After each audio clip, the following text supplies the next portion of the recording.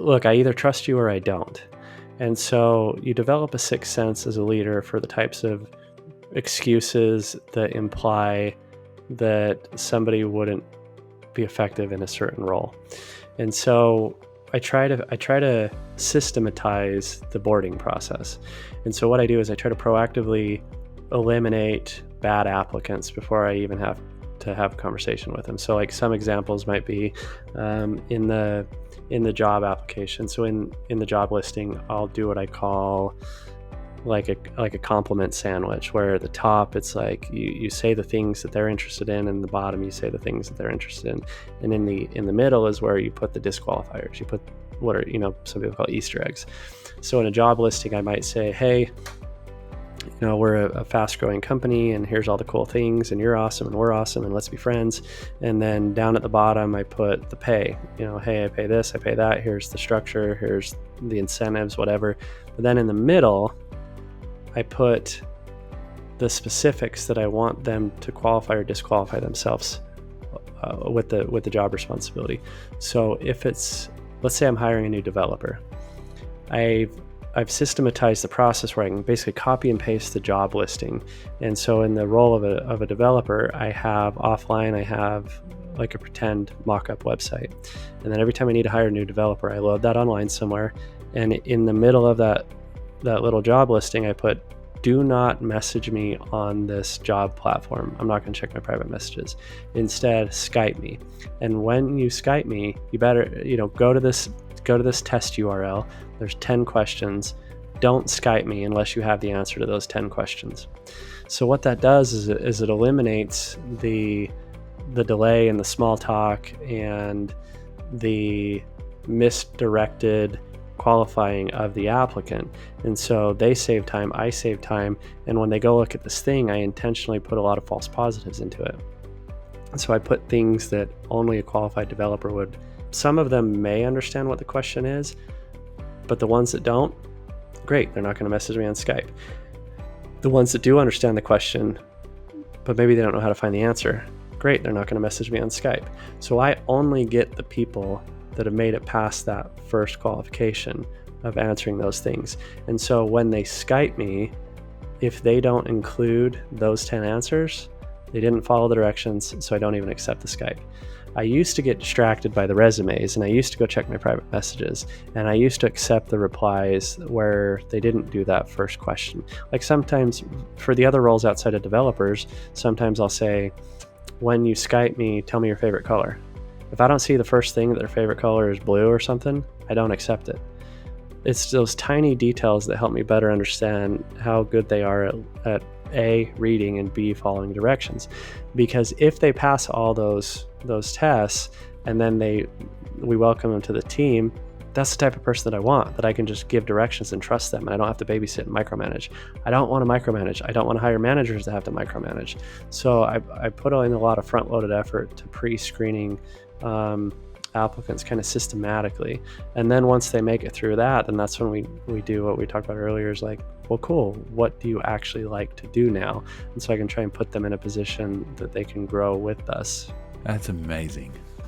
I just hearing how much you've systemized it, just simply putting those various kind of hurdles, but they're not massive hurdles. It's not like saying, do this and this and this and this and this and these billion things in order to prove that you're worthy to even have a conversation with me. It's saying, I'd love to have a chat with you. Let's just see if you're serious about it. Yeah, let's not waste each other's time. And some people may interpret that as me being unrealistic, but you brought up a great point. Like, no, it's not like, I'm not expecting these people to work for free. I'm not having them actually do anything that takes more than 5 or 10 minutes. And then if they do pass that, like designers are a good example. So designers, what I might do is something similar. So what I started to do is save all these roles, because I usually hire the same type of people. I usually hire a developer, a designer, or a copywriter. Like those are the 3 main things that I'm hiring at scale. And so then I just started saving those job listings. And then I also started saving the test tasks after that. So if they answer those, so maybe for a designer, I might say, in the middle. Don't message me on this message board. Instead, Skype me and tell me your favorite color. Well, cool. If they Skype me and tell me their favorite color, then they pass that first test. Then after that, I will, if I want to better understand their skill set and it will take time, I pay them for it. So I say, cool, how about I give you $50 to do this thing? It'll take 30 to 60 minutes. That way, if it doesn't work out, then I didn't waste your time. We can both respect each other, but then you'll also understand if I decline to proceed.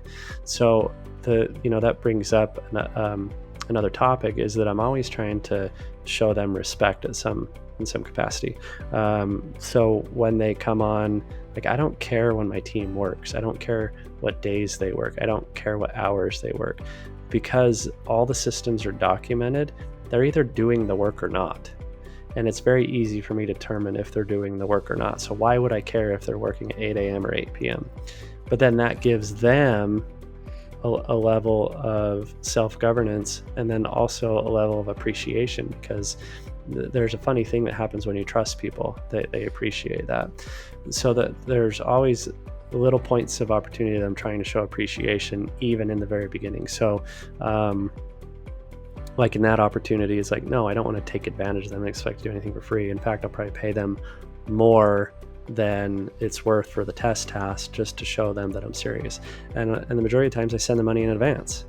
So instead of them having to trust me, I'm trusting them. And so that's like a token of appreciation, where I'm going, hey, I have faith in you. So here's your money now. Send me the test results in the next day or two, and let's see if I like them or not. Yeah, incredible. And that's perfect for the ones where you've got specific tasks for, like a developer or marketing or graphics or whatever. How do you approach that when it comes to something like admin, where they've actually got to be in the business and in the systems and learn it before they can do something? I'd probably give them a theoretical example. So maybe some comparisons that might answer it is, I have somebody that I'm trying to hire that does research right now. And so it's not as binary. It's not like 1, 2, 3. It's with when you do development, you have a mock-up and you build the site and you're done. With research, you don't know what you're walking into. Like, you don't know if there's 100 things you could dig into or 10,000 things you could dig into. And then as you dig into the data, some of the data you're going to look at is going to be good, some of it's going to be bad. So it's a lot more dynamic situation. So in those type of things, I try to understand the paths that they choose. So we have a researcher that's doing a test right now, and I said, here, I just went and Googled a random website and asked them to figure out the objectives that we're trying to figure out for a real client. But then I put them in a real circumstance, and I intentionally don't give them a lot of direction. So it'll just be like, hey, I need you to figure out X, Y, and Z research, and here's a fake website. Tell me how far you get. Because I want to see how they handle the situation. I want to see if they can figure out, they might not know the answer, but I want to see if they have the confidence to go figure out how to find the answer. Because again, I don't want to micromanage a bunch of people, and I want people that can take ownership in their responsibilities. So I'll create theoretical circumstances. Or maybe another example is, so earlier we talked about how I get a lot of traction on LinkedIn. What happened was it became unsustainable, but I didn't want to give it up because it was super valuable.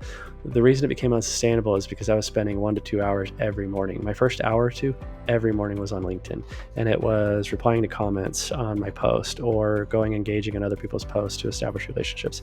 And so I had to figure out a way to scale that where I could kind of bow out a part of it, but also protect the integrity of the process, because it was my written word and my voice and my comments.